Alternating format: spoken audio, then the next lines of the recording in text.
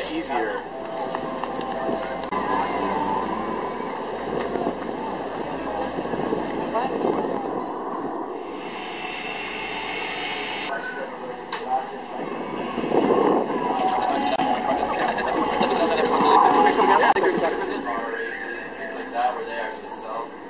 So what we've got here are two beams of light simulating left and a right eye. Gotcha.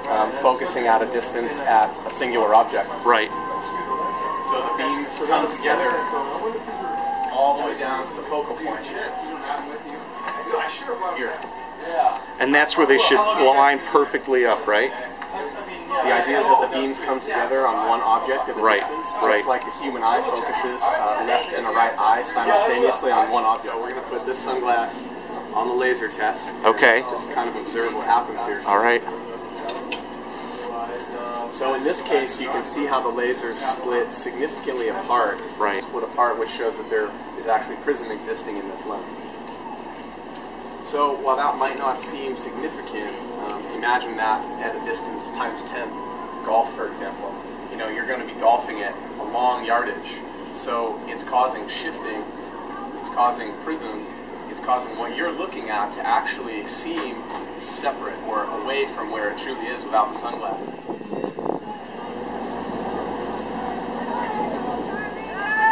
Oakley Rolling O-Lab. The Rolling O-Lab.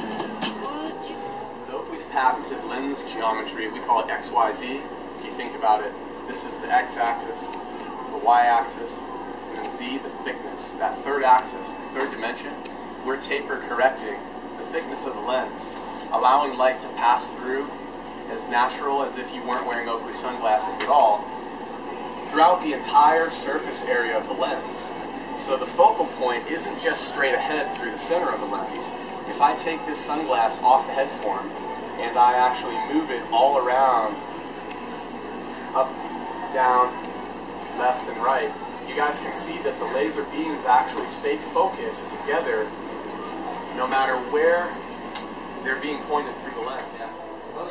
You may, you may benefit from a smaller size. Your nose is very narrow. I know. That's why I'm wearing this, but I'm looking for new motivations.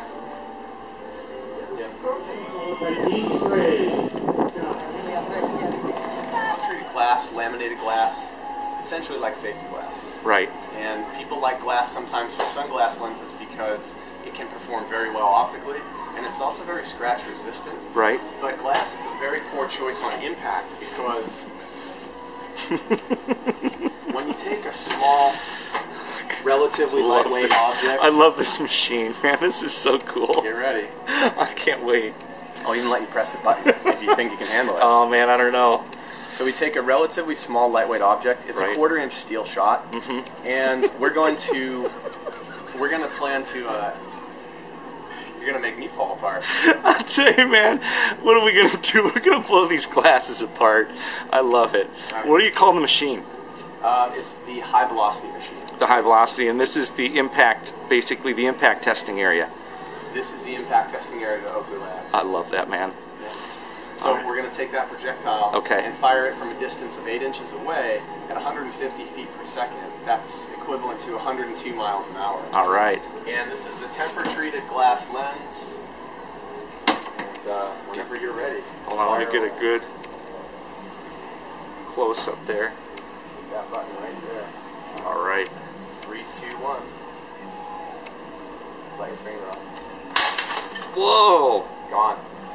So you can see even temper-treated glass, which is also known sometimes as safety glass, doesn't withstand, in some cases, that impact. So that's not protecting the wearer's eye.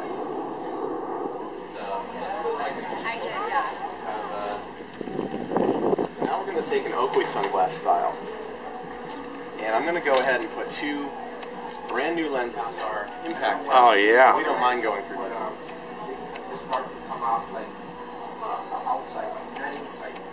So in this test, it's the same object, the same distance away, the same speed, feet per second. Right. But it's the Oakley sunglass now. This one's called the flak jacket. But regardless of style, every single Oakley uses our plutonite lens material and our unique lens and frame geometry, which gives you Wow. unparalleled impact protection. And so, one shot, two shots, Wow. three shots. In fact, when we're coming out with a new sunglass style, we'll actually conduct this test 21 different times. We're going to do 7 different positions horizontally and 3 different positions vertically across the entire surface area of the sunglass to ensure that whether it's a direct hit straight on or coming from the peripheral, the person's eyes are protected from it.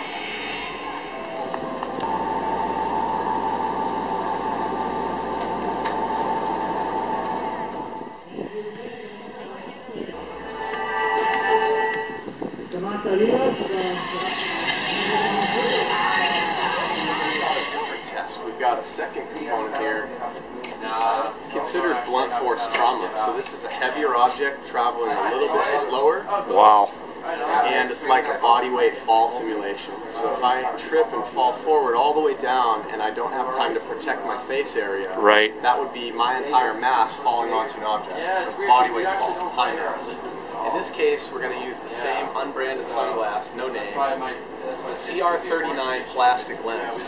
CR39 is widely available. It's really easy to form into a sunglass lens, and about 80% of the industry uses CR39, whether it be a gas station rack sunglass or a high-end fashion designer sunglass. We're taking a 500 gram, which is 1.1 pound steel spike. We're going to drop it directly onto the lens from a height of 54 inches, and that's going to simulate the body weight or high mass impact.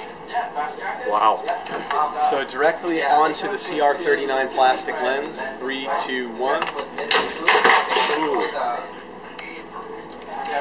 And you can see that all of that fragmentation of the CR39 polycarbonate lactic that we've already tested on high velocity, you can see those blemishes in the iridium coating there. Barely. Can't really see them at all. And we're going to go ahead and impact the other side. Same object, same weight, same distance away, directly onto the lens.